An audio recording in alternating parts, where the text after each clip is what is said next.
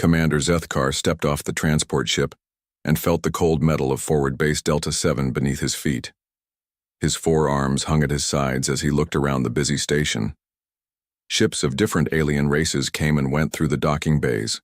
The war against the Devourers had been going on for 20 years now, and Zethkar had fought in most of those battles. The Calarian officer was tired. His blue-gray skin showed scars from plasma burns and bioacid attacks. His large black eyes had seen too much death. He had requested this assignment to the monitoring station because he needed a break from the front lines. At least, that's what he told himself. A short figure in a strange uniform walked up to him. The being had only 2 arms and 2 legs, and its skin was a pale pink color. It smiled, showing white teeth, and extended one hand toward Zethkar. "Commander Zethkar, I presume," the being said in perfect galactic standard. "I'm Captain Jake Morris, Human Liaison Officer. Welcome to Delta 7. Zethkar looked at the extended hand for a moment before reaching out with one of his own arms to touch it briefly. He had heard about this human greeting ritual. The human's grip was firm and warm. "Captain Morris," Zethkar replied. "I have been assigned to observe operations in the human sector." Jake Morris nodded and gestured for Zethkar to follow him through the station's corridors. The walls were covered with displays showing battle maps and fleet positions. Red dots marked Devourer forces, while blue dots showed coalition ships. "You picked an interesting time to join us," Morris said as they walked. "My people just got assigned to the Nightmare Sector 3 days ago." Zethkar stopped walking. The Nightmare Sector was where ships went to die. 3 full coalition fleets had been destroyed there in the past year. The Devourers had turned it into a killing ground, filled with their worst bioweapons. "Your people were sent there?" Zethkar asked. Morris grinned wider. "Yep. High Command figured we could buy some time while the real fleets regroup. Pretty standard for the new guys, right?" The way Morris talked about his species being sent to die disturbed Zethkar. The humans seemed almost excited about it. They walked into a briefing room where other coalition officers were gathered around a large table. General Krikstal of the Vorthon Republic looked up as they entered. His insect-like face showed no emotion, but Zethkar could tell he was annoyed. Our Calarian observer has arrived," Krikstal clicked in his mechanical voice. "Perhaps you can help us understand why High Command wants us to waste time monitoring a species that will be extinct by week's end." Admiral Fern of the Zolani Collective nodded her scaled head in agreement. "The humans have been given outdated ships and minimal supplies. They lack the biological adaptations needed to survive Devourer bioweapons. It is simple mathematics." Morris sat down at the table and pulled up a holographic display. It showed the current positions of human forces in the Nightmare Sector. Zethkar was surprised to see that the blue dots representing human ships were not retreating. They were advancing deeper into Devourer territory.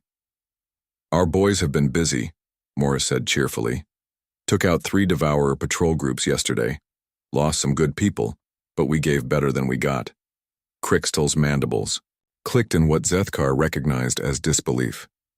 "Define lost some good people in numerical terms." Morris looked at his datapad. 43 ships destroyed, 812 casualties. But we took down 6 Devourer biocruisers and maybe 15 smaller ships. The room went quiet. Those numbers were impossible. Human ships were smaller and less advanced than Devourer vessels. The mathematics didn't work. "How?" Admiral Fern asked. Morris shrugged. "Humans are stubborn. When we decided to join this war, we decided to win it. Our boys don't know how to quit." Over the next hour, Morris showed them battle reports and casualty lists. The numbers told a story that made no sense to any military doctrine Zethkar knew. Humans were winning battles they should lose, but at costs that would break any rational species. One report showed a human destroyer ramming a Devourer bioship 3 times its size. The human ship was destroyed, but so was the enemy vessel. Another showed human marines boarding a Devourer carrier and fighting hand-to-hand with creatures designed to eat sentient beings alive. "This is not warfare," Krikstal said finally. "This is mass suicide with extra steps." Morris laughed. The sound was disturbing to Zethkar's ears. "Maybe, but it's working, isn't it?" After the briefing, Zethkar walked with Morris to the observation deck. Through the transparent aluminum windows they could see the distant glow of battles in the Nightmare Sector. "Captain Morris," Zethkar said carefully, "do your people understand what they are fighting?" Morris looked out at the distant lights. "Sure. Big scary bugs that want to eat everyone in the galaxy, pretty straightforward." "The Devourers are not simply aggressive," Zethkar explained. "They are a biological weapon created by an extinct species. They were designed to consume all life. They feel no fear, no pain, no mercy. They cannot be reasoned with or negotiated with. They exist only to kill and consume." Morris nodded. "Sounds familiar." Something in the human's tone made Zethkar look at him more closely. Morris's eyes had a hardness that reminded Zethkar of veteran soldiers he had known. But Morris was young, barely past what humans called adulthood. "Your species has faced such enemies before?" Zethkar asked. "Not exactly," Morris said. "But humans have been fighting wars for as long as we've existed. We've gotten pretty good at killing things that need killing." That night, Zethkar reviewed the human battle reports in his quarters. The more he read, the more disturbed he became. Humans fought in ways that violated every principle of military science. They wasted resources on emotional gestures. They refused to retreat from hopeless positions. They treated their own lives as expendable. But they were winning. One report caught his attention.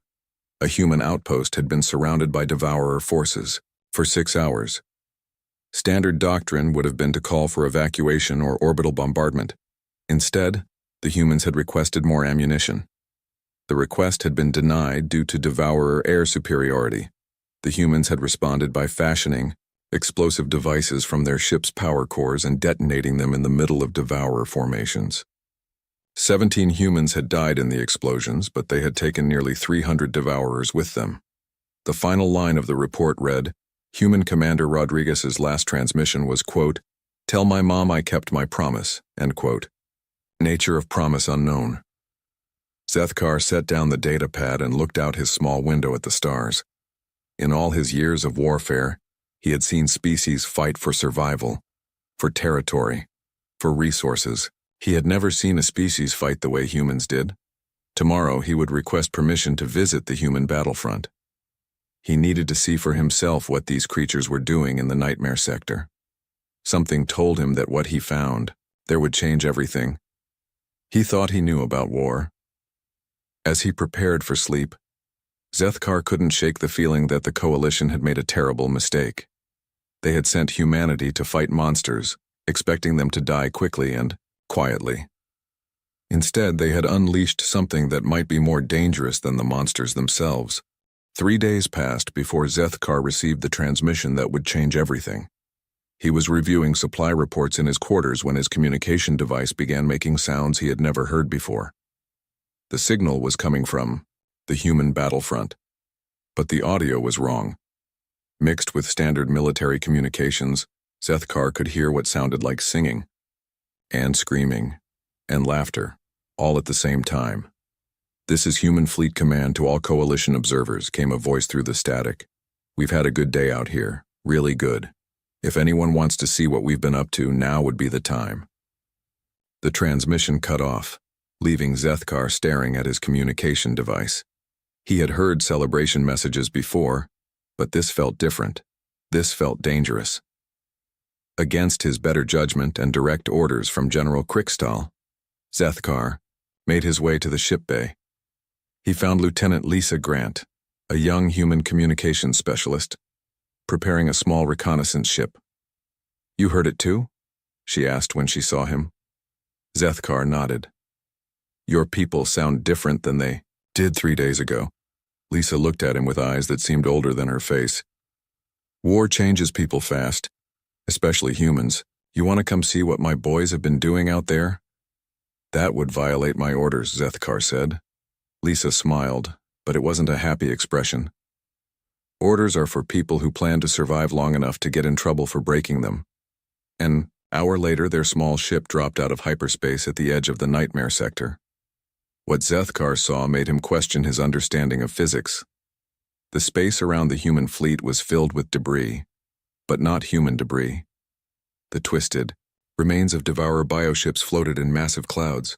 Some were still twitching, their biological components dying slowly in the vacuum of space. The human fleet itself looked like it had been through a meat grinder. Ships held together with metal patches and emergency sealant drifted in loose formation. Several were missing entire sections. One destroyer had a massive hole through its center but was still operational. "How are those ships still fighting?" Zethkar asked. Lisa checked her instruments. "Humans are good at making broken things work. We've had a lot of practice." They received docking permission from the human flagship, a heavy cruiser called the UES Defiance. As their ship approached, Zethkar could see that the Defiance's hull was covered in scorch marks and what looked like bite marks from devourer bioweapons. The docking bay was chaos. Human crew members ran back and forth, carrying ammunition, medical supplies, and body bags. Everyone was moving too fast, talking too loud, and working too hard. Captain Steve Murphy met them at the airlock. His uniform was stained with blood, oil, and something green that Zethkar didn't want to identify. Murphy's eyes were bloodshot and his hands shook slightly, but he was grinning. "Commander Zethkar, right?"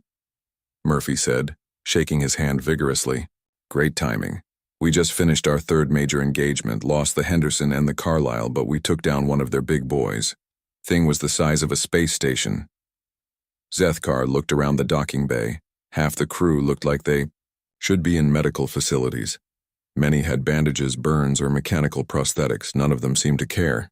"Captain Murphy, how long have your forces been in continuous combat?" Zethkar asked. Murphy thought for a moment. "What day is it? Honestly, we've been fighting for about 72 hours straight.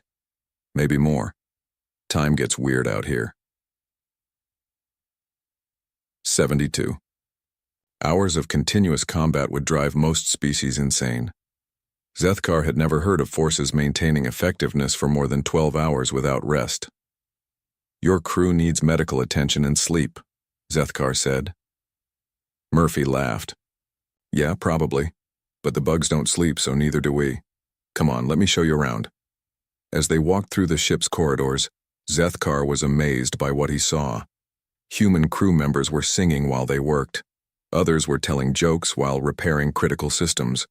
One group was playing cards next to a massive hole in the ship's hull, apparently unconcerned that only an emergency force field stood between them and the vacuum of space. In the medical bay, Dr. Amy Foster was treating a steady stream of wounded humans. She worked with calm efficiency, but Zethkar noticed that she was operating with one arm in a sling. "Dr. Foster," Zethkar said, "you appear to be injured yourself." She looked up from the soldier she was treating. "Took some shrapnel. Yesterday, no big deal. We've lost about 30% of our people in the last 3 days, so everyone who can work is working." She said this the same way she might comment on the weather. Zethkar realized that 30% casualties would be considered a devastating defeat by any military he knew. The humans seemed to consider it a normal day at work. "Doctor, how do your people maintain morale with such losses?" Zethkar asked. Amy smiled and returned to her patient. "Morale? We're winning, aren't we? Every ship we destroy is one less ship threatening Earth. Simple math." But it wasn't simple math. Zethkar had reviewed the tactical data. The humans were outnumbered 10 to 1. Their ships were inferior. Their weapons were outdated. By every logical calculation, they should have been wiped out in the first engagement. Captain Murphy led him to the bridge, where Zethkar saw something that would stay with him forever. The main screen showed footage from their most recent battle. A human destroyer, heavily damaged and losing atmosphere, was ramming a devourer biocruiser head-on. "That's the Martinez," Murphy said proudly. Captain Rodriguez knew his ship was finished, so he decided to take one of theirs with him. Beautiful work. On the screen, Zethkar watched the two ships collide in a massive explosion. Both were destroyed instantly, along with everyone aboard. "You celebrate the death of your own people?" Zethkar asked. Murphy's expression became serious, for the first time. "We don't celebrate their death, Commander. We celebrate what they accomplished with their death. Rodriguez saved maybe 1,000 lives by taking out that cruiser. He knew it and he made the choice. That's what humans do. In the ship's mess hall, Zethkar met Private Danny Rodriguez, the brother of the captain who had died ramming the Devourer ship. Danny was eating with his left hand because his right arm was missing from the elbow down. The stump was wrapped in bandages that were already soaked with blood. "Private Rodriguez," Zethkar said carefully, "you should be in medical care." Danny looked up and grinned. "Doc Foster says I can keep the arm if I want, but the prosthetic works better for operating weapons systems. Besides, my brother always said I was too right-handed anyway." The casual way Danny talked about losing a limb disturbed Zethkar more than anything else he had seen. When he suggested that Danny should be evacuated to a medical facility, the young human laughed. "Evacuated? We're just getting warmed up out here. The bugs think they can scare us with their bioweapons and their size advantage. They don't understand humans very well." "What don't they understand?" Zethkar asked. Danny's expression became thoughtful. "They think war is about survival. For humans, war is about making sure the right side wins. Those are two very different things." That night, Zethkar remained aboard the Defiance as the human fleet prepared for another engagement. He watched from the bridge as Captain Murphy gave orders to his crew. The humans moved with manic energy, preparing weapons and checking systems, while singing songs that seemed to be about death and glory. When the Devourer fleet appeared on their sensors, the human crew actually cheered. Zethkar had seen many species react to overwhelming enemy forces. He had never seen anyone react with joy. "All ships, this is Murphy," the captain announced over the communication system. "Looks like we've got about 50 of the ugly bastards incoming. Remember, we don't have to kill all of them. We just have to make sure they regret meeting us." The battle that followed was unlike anything in Zethkar's experience. Humans fought with a combination of tactical skill and absolute recklessness that defied explanation. They used their ships as weapons, their bodies as shields, and their lives as currency to buy victory. When it was over, 12 human ships had been destroyed, but 27 Devourer vessels were floating dead in space. The mathematics still didn't make sense, but the results were undeniable. As Zethkar prepared to return to Forward Base Delta 7, Captain Murphy shook his hand one final time. "Thanks for visiting, Commander," Murphy said. "Hope we didn't scare you too much." Zethkar looked at the young human captain, whose species had just accomplished the impossible while treating it as routine. "Captain Murphy," Zethkar said quietly, "I believe I am beginning to understand why the Devourers should be afraid." Zethkar made a decision that would haunt him for the rest of his life. Instead of returning to Forward Base Delta 7, he requested permission to remain embedded with human forces. General Krickstall was not pleased, but approved the assignment. After Zethkar explained that someone needed to document human tactics for coalition records, the truth was simpler and more disturbing. Zethkar needed to understand what he was witnessing. In 30 years of warfare, he had never seen anything like human military doctrine. It violated every principle he had learned about combat, logistics, and basic survival. Over the following weeks, Zethkar watched humans fight in ways that should have been impossible. They advanced when they should retreat. They attacked when they should defend. They spent lives like currency, always buying something more valuable than what they fed them. The first revelation came during what humans called a boarding action. Sergeant Kate Johnson led a team of 12 Marines onto a Devourer bioship, a living vessel the size of a small city. The ship's interior was designed to kill intruders through psychological terror as much as physical weapons. Zethkar watched through helmet cameras as Kate's team moved through corridors that pulsed like blood vessels. The walls secreted acid that could dissolve most metals. The air was filled with spores that caused hallucinations and respiratory failure in most species. Creatures that looked like walking nightmares hunted them through the darkness. The Marines were laughing. "Johnson, you seeing these ugly things?" came a voice over the radio. That was Corporal Bill Hayes, one of Kate's veterans. "Yeah, they're pretty gross," Kate replied, firing her weapon at something with too many teeth.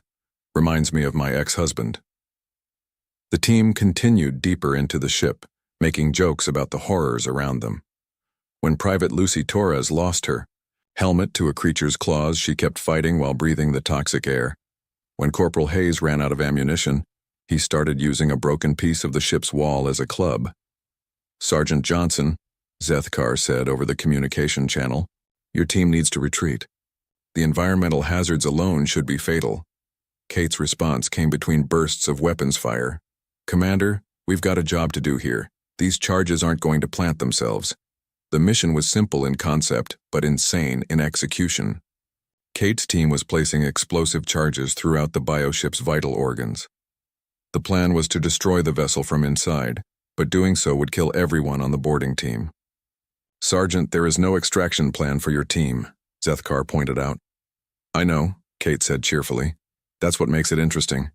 Zethkar watched 12 humans work their way through a living nightmare, placing charges that would kill them along with their target. They did this while singing songs, telling stories about home and making plans they would never live to complete. When the charges detonated, the bioship died in convulsions that could be seen from space. Kate Johnson and her team died with it. Their final transmission was Kate singing something called "My Country Ties of Thee," while the ship's death throes shook her to pieces. The tactical result was significant. The bioship had been coordinating devourer forces across 3 star systems. Its destruction threw enemy operations into chaos for weeks. But Zethkar couldn't understand why 12 people had volunteered to die for it. "Because someone had to," explained Colonel Frank Davis when Zethkar asked. Davis was the Human Ground Forces commander, a man whose hair had gone white during just 2 months of fighting devourers. They were standing in what had been a human forward outpost. Now it was a crater surrounded by the remains of thousands of devourer creatures. Lieutenant Paul Carter and 43 soldiers had held this position against a full devourer assault for 8 hours. "Lieutenant Carter's final message is interesting," Davis said, handing Zethkar a datapad. He knew they were all going to die. He knew reinforcements wouldn't arrive in time. But he also knew that every devourer his people killed here was one less devourer threatening the next outpost. Zethkar read the message. It was brief and matter-of-fact. "Tell them we held the line. Tell them it cost the bugs more than they wanted to pay. Tell my mom I kept my promise." Around the crater, human soldiers were collecting dog tags from their dead comrades. Many were crying, but they continued working. The dead would be honored, but the war would continue. "Colonel Davis," Zethkar said carefully, "your species measures success differently than others."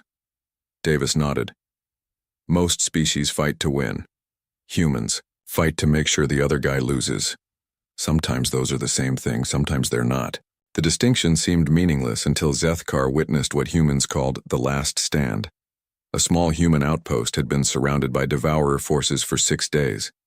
The humans had no food, no water, and were almost out of ammunition. Standard military doctrine called for surrender or negotiation. Instead, the humans did something that defied rational explanation. They rigged their entire base to explode and invited the devourer forces to come take it. Major Helen Brooks commanded the outpost. She was 26 years old and had been fighting for 3 months.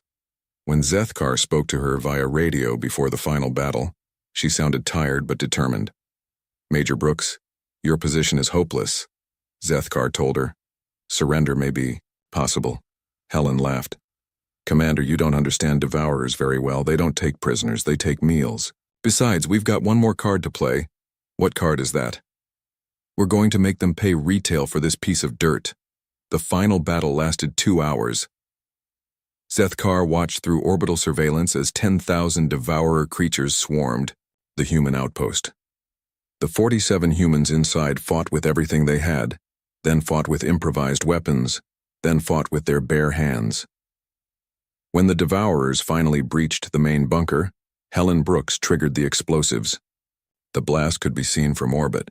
It killed every human in the outpost and nearly 8,000 devourer creatures. The tactical result was minimal. The outpost had no strategic value. Its loss didn't change the overall military situation. But something about the battle changed how devourer forces approached human positions. They became more cautious, more hesitant. "They're learning to be afraid," Captain Murphy explained to Zethkar later. "Devourers are programmed to consume and destroy. But they're also programmed to survive so they can keep consuming and destroying. When every meal costs them more than they gain, they start thinking twice. Zethkar began to understand that humans didn't measure victory by territory gained or casualties avoided. They measured victory by the price they made their enemies pay for everything. This philosophy extended to every aspect of human warfare. When supply lines were cut, humans made their own ammunition from scrap metal. When ships were damaged beyond repair, humans turned them into weapons. When faced with impossible odds, humans found ways to make the impossible cost more than their enemies wanted to spend. The most disturbing example came when Zethkar witnessed human reinforcements arriving. At a battle already lost, 3 human destroyers found themselves facing a devourer fleet that had just destroyed a human convoy. The logical response would be to retreat and report the convoy's fate. Instead, the 3 destroyers attacked. Commander Sarah Kim led the assault, knowing her ships were outgunned and outnumbered. She also knew the convoy had been carrying medical supplies to human colonies threatened by devourer forces. "All ships, this is Kim," she announced over the radio. "Those supplies were going to save lives. These bugs just killed a lot of people who didn't deserve to die. Let's send them a bill." The 3 destroyers fought like creatures possessed. They used ramming attacks, suicide runs, and tactics that would have been considered war crimes if used against other humans. When it was over, all 3 human ships were destroyed, but so was the entire devourer fleet that had attacked the convoy. Commander Kim's people didn't save the medical supplies, Colonel Davis explained to Zethkar afterward, but they made sure the devourers paid the full price for destroying them. Next time the bugs see a human convoy, they'll remember what it cost them last time. Zethkar was beginning to realize that humans had weaponized their own willingness to die. Every battle became a transaction where humans offered their lives in exchange for enemy casualties. The exchange rate always favored the humans, because they were willing to pay prices no rational species would consider. But the cost was becoming visible in the human forces themselves. Soldiers who had been joking and singing weeks earlier now moved with grim determination. Their humor became darker. Their songs became sadder. They were winning battles, but losing pieces of themselves with each victory. "War changes people," Lieutenant Lisa Grant told Zethkar one evening, as they watched human forces prepare for another engagement. "But it changes humans differently than it changes other species. We don't break the same way others do." "How do humans break?" Zethkar asked. Lisa was quiet for a long moment. "We don't break. We just become more human. The scary kind of human that our own history books warn us about." That night, Zethkar lay in his quarters listening to human voices singing in the corridors. The songs were about home, about people they loved, about places they would never see again. But underneath, the sadness was something that chilled his blood. After 6 weeks with human forces, Zethkar began to notice changes that frightened him more than any devourer weapon. The humans were winning their war, but something was happening to them that he couldn't fully understand. Major Helen Brooks had survived the destruction of her outpost by pure chance. She had been off base during the final battle, leading a patrol that found the devourer approach route. Now she commanded a battalion of Marines, and Zethkar watched her lead them into battle with something that could only be called fury. "Brooks, you've got 3 companies of bugs dug into that ridge," came the voice of Captain Morris over the radio. "Recommend we call for orbital bombardment." Helen's response was immediate. "Negative. My people can handle this." Zethkar watched through his binoculars as Helen's battalion charged up the ridge directly into devourer defensive positions. They didn't use cover. They didn't try to flank the enemy. They simply ran straight at creatures designed to kill them and started shooting. What followed was not a battle. It was something closer to a brawl. When the Marines ran out of ammunition, they used their rifles as clubs. When their rifles broke, they used rocks, sticks, and pieces of dead devourers. When they ran out of weapons entirely, they used their hands and teeth. "This is insane," Zethkar said to Lieutenant Grant, who was monitoring the communications. "No," Grant replied quietly. "This is what humans look like when they stop pretending to be civilized." By the end of the day, Helen's battalion had cleared the ridge. They had also lost 60% of their people. The survivors sat among the corpses of friends and enemies, many of them covered in blood that wasn't their own. When Zethkar found Helen after the battle, she was sitting next to the body of one of her corporals. The young woman had been torn apart by devourer claws, but she was still smiling. She was telling jokes right up until the end, Helen said without looking up. Jokes about the bugs, jokes about dying, jokes about everything. Jenny always made people laugh. Zethkar noticed that Helen's hands were shaking. Her eyes had a strange brightness that he had seen in other humans recently. Major Brooks, your people fought well today, Zethkar said carefully. Helen finally looked at him. My people fought like animals today. The difference is that animals kill for food or territory. Humans kill because someone needs killing. The conversation was interrupted by Corporal Rick Hansen, one of Helen's squad leaders. Hansen had been with human forces since the beginning of their deployment. He walked up to them carrying the helmet of a dead Marine. Major Tony's gone, Hansen said. His voice was flat and emotionless. Triggered a grenade when the bugs cornered him. Took 6 of them with him. Hansen was smiling as he said this. It was not a happy smile. Hansen, you should get some rest, Helen told him. Rest is for people who sleep, ma'am. I haven't slept since Tony died. Every time I close my eyes, I see his face when he pulled that pin. He looked happy about it. Hansen walked away, still carrying his friend's helmet. Zethkar realized that the human was completely broken inside but still functioning as a soldier. In fact, he seemed to be functioning better than before. Major, your people are showing signs of severe psychological trauma, Zethkar said. Helen nodded. 60% of human forces are clinically insane by alien standards. None of them have requested medical discharge. You know why? Why?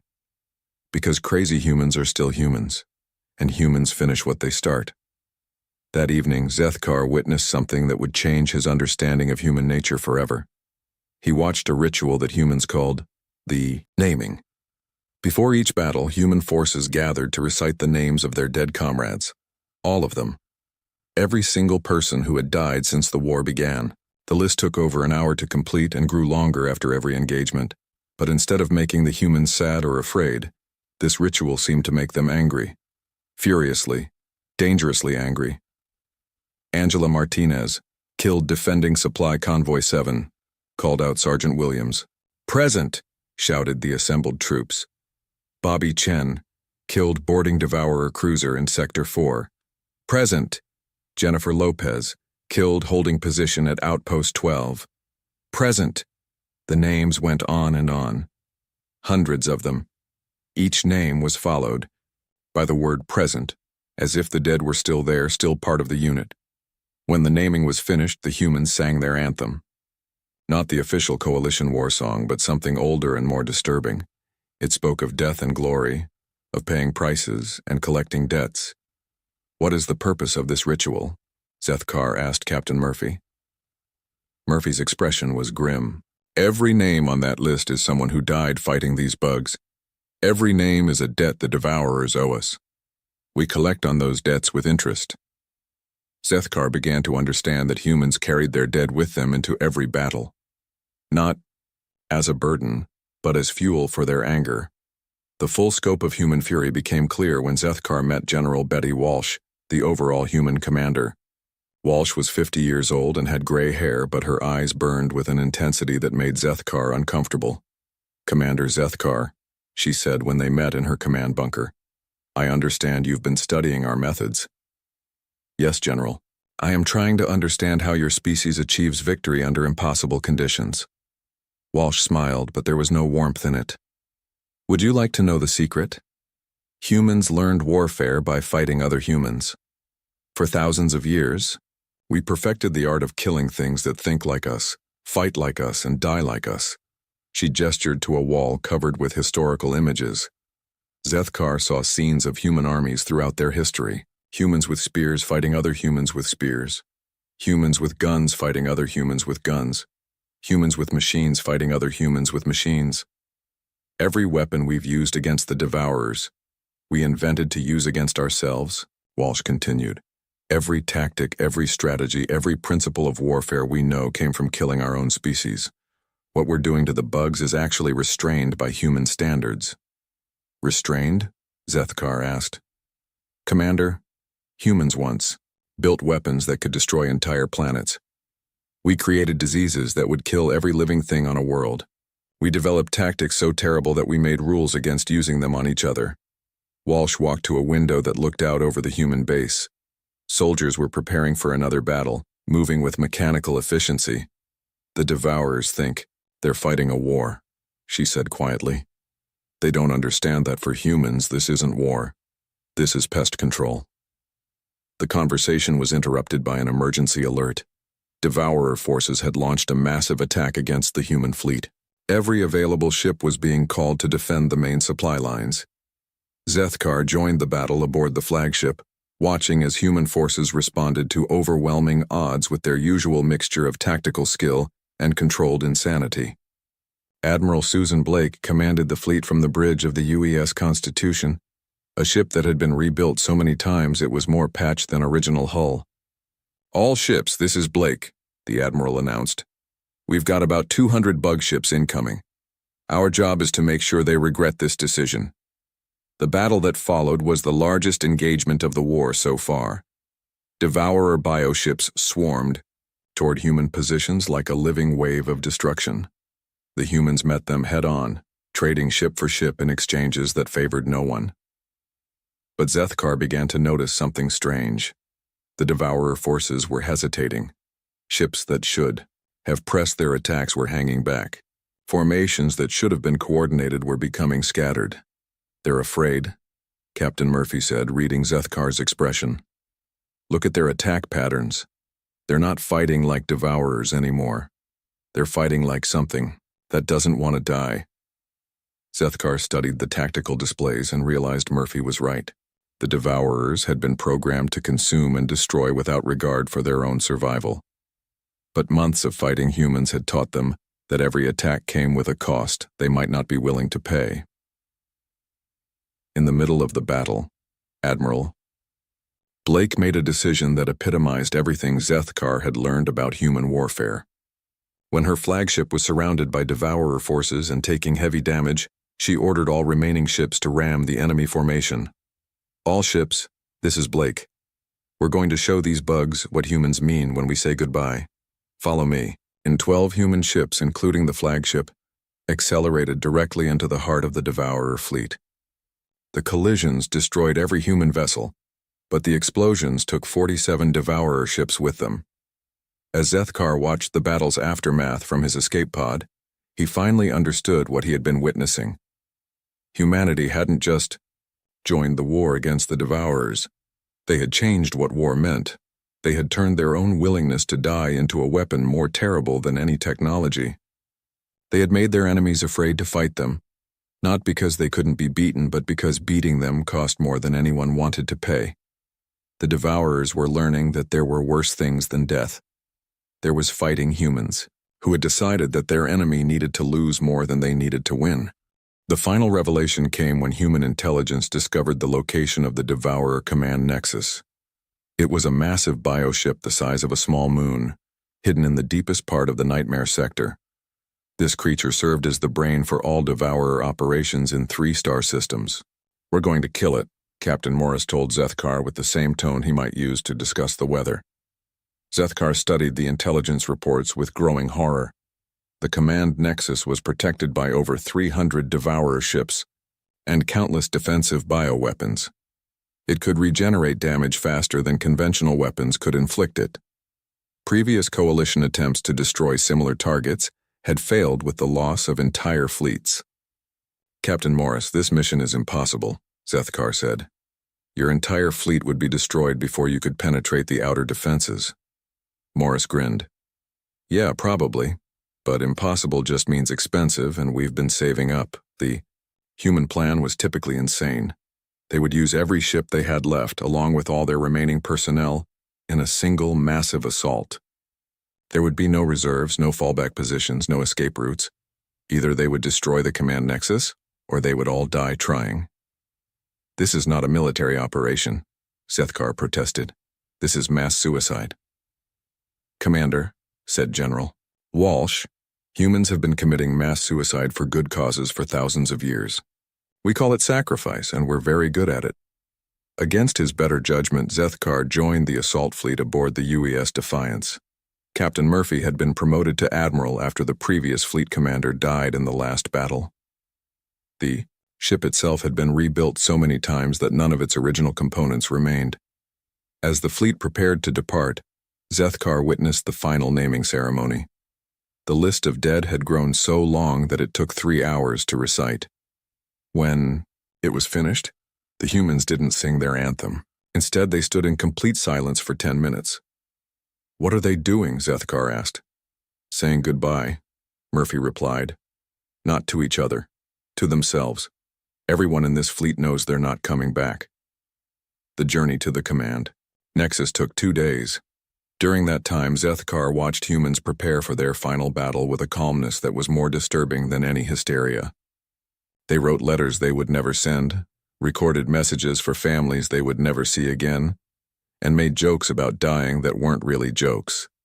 Private Sam Torres, who had lost his leg in a previous battle, spent his time teaching other soldiers how to make improvised explosives from ship components. He did this while humming children's songs. "Torres, why are you so calm about this?" Zethkar asked. Torres looked up from the explosive device he was assembling. "Commander, I've been dead since the day I joined this war. We all have. The only question was whether our deaths would mean something. Tomorrow we get our answer." When they arrived at the command nexus, Zethkar saw the largest devourer force ever assembled. The bioships formed defensive layers around their command, creature like antibodies protecting a vital organ. The space around them crawled with smaller creatures designed to intercept incoming attacks. "All ships, this is Murphy," came the Admiral's voice over the communication system. "Today we're going to show the galaxy what humans mean when we decide something needs to die. No mercy, no quarter, no survivors. Make every shot count, because we only get one chance at this." The battle began with the humans doing something that violated every principle of naval warfare. Instead of approaching in formation, they scattered across a 1,000-kilometer front and attacked from all directions simultaneously.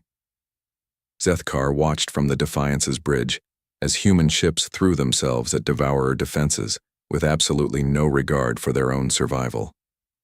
The destroyer UES Jackson rammed 3 bioships before exploding. The cruiser UES Philadelphia used its main guns to carve a path through enemy formations, continuing to fire even as devourer weapons tore it apart. "This is not a battle," Zethkar said to Admiral Murphy. "This is a feeding frenzy." Murphy nodded grimly. "That's exactly what it is. We're feeding them our ships and our people, and they're choking on what we're giving them." As the battle progressed, Zethkar began to understand the terrible logic of the human assault. Every ship that died took multiple enemy vessels with it. Every human who fell killed several devourers in the process. The exchange rate was unsustainable for both sides, but the humans didn't care about sustainability. Captain Jake Morris, who had survived the destruction of his ship, led a boarding party onto the command nexus itself. Zethkar watched through helmet cameras as 50 humans fought their way through the interior of a creature designed to be the ultimate predator. The Nexus fought back with every weapon evolution could devise: acid that could dissolve metal in seconds, toxic gases that caused immediate organ failure, creatures that existed only to kill intruders. The corridors themselves tried to crush the humans or digest them alive. The humans kept going. "Morris, you need to retreat," Zethkar said over the radio.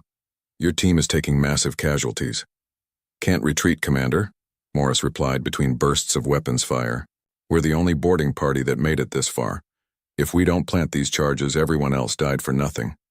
Zethkar watched 27 humans fight their way to the heart of a creature the size of a city. They died one by one, consumed by horrors that had no names in any civilized language, but they kept advancing, leaving a trail of explosives in their wake.